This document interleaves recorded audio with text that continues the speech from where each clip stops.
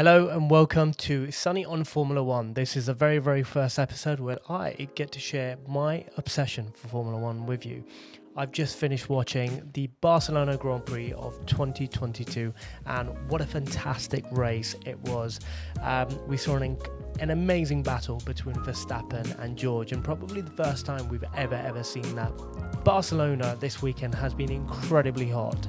In fact, I was in Barcelona just before the weekend and I was gutted not to be able to get a ticket for myself for the Barcelona Grand Prix.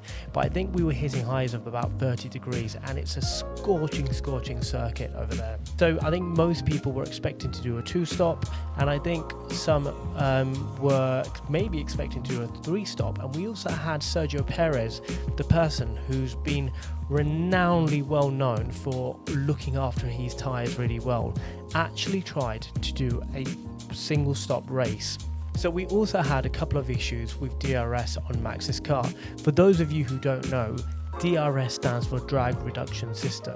It's essentially when the back wing opens up to reduce the amount of downforce on the car, which allows the car to travel faster at a higher speed, and then it closes again during the end of the straight to ensure that the drivers have enough grip to stop the car in time. And this adds incredible amount of pace, especially when overtaking. But the drag reduction system is only available once the car behind is within a 1 second margin of the car in front.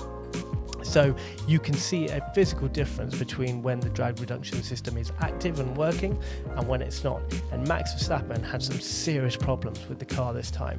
His drag reduction system would not activate and was quite temperamental. In some laps it would, and in some it wouldn't, which actually gave us some incredible racing between him and George Russell.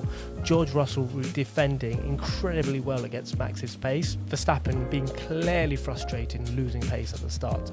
But what this does show, it does show you how amazing the pace is in that Red Bull, and Max Verstappen does have a quality car this year. 2022 has not been Lewis Hamilton's season. It's been a difficult start to the year, coming off of the back of what has been one of the most controversial seasons from 2021. Now, the first half of these races have been difficult. Mercedes have not got the specification on the car right. They've been struggling to even find some basic underlying pace, and also they've been struggling to keep up with the front contenders. I think Lewis has been so used to winning, he's really struggled being 10th and 8th and sometimes qualifying out in Q2, and this is very new for the championship winner. And remember, he's a 7-time championship winner. He's one of the most successful drivers in the history of Formula One, but he's finding himself in a position that where he's fighting against contenders he would have flown past last time. George Russell has been doing an amazing job. For him, it's probably a different mentality, different mindset. He's coming from a car that was usually right at the back of the grid, struggling to ever make a point, and now he's finding himself in 6th, 5th, 3rd, 4th positions, which is a huge shift in mentality for him, huge shift in motivation, and I think he's just getting a bit more out of the car than perhaps Lewis Hamilton might be. However, having said that, Lewis Hamilton did find himself back up to the grid in 4th position after suffering some critical issues with the Mercedes cars. In fact, both of them had a problem. Lewis Hamilton's engineer did ask him to lift and coast as much as he possibly could, which gives the indication that they might be struggling with brake temperatures, which of course is absolutely critical and could cause an end to the entire race for Mercedes. Now, Charles Leclerc, you cannot help feel sorry for him. He had a really difficult race, smash qualifying, absolutely smashing the start, dominating the race from the get-go, but suffering a reliability issue. This heat is relentless on these Formula One cars, and actually that engine has only been used twice, so it's clearly a massive problem for that Ferrari, causing him to drop down in the championship, and ensuring Verstappen maintains that all-essential lead for the entire Drivers' Championship. But there were some positives coming out of this race.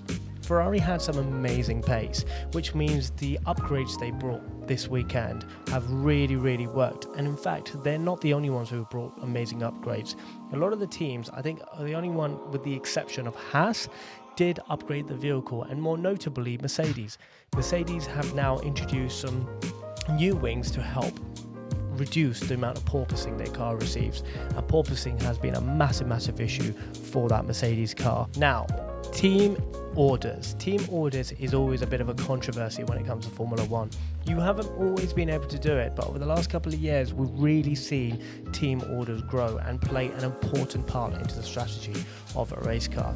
Now, we all know that Max Verstappen in the Red Bull is the number one dominant driver. He's the driver going for the Drivers' Championship. Sergio Perez has been there to help support, be that supportive driver, and help get that team to that win.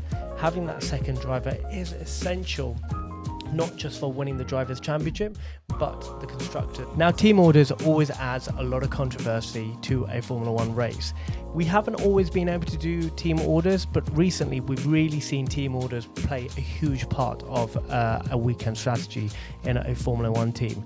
Now, for Red Bull, for example, Max Verstappen is that dominant driver, but we are seeing that the number two driver plays a massive role in the overall success of the weekend, not just for the Drivers' Championship, but the second and number two driver is essential for ensuring they make those constructors points, which is the big overall goal for any Formula One team, because constructors championship is a huge prize bonus. Now, team orders this weekend have been particularly interesting. It's quite rare for the number two driver to ask the team to move the number one driver out of the way, but that's exactly what happened between Sergio Perez and Max Verstappen. Max Verstappen obviously had the DRS issue at the start of the race, causing his pace to slow down, and Sergio Perez was considerably faster and was easily able to get past George Russell.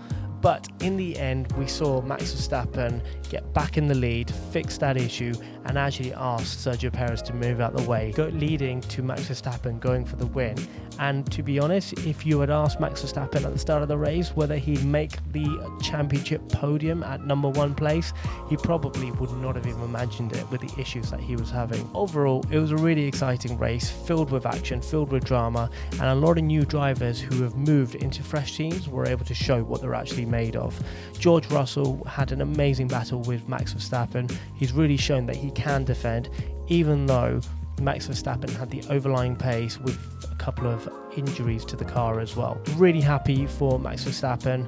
It's a shame about Charles Leclerc. He'll be back, and I'm really excited for the rest of this season to progress.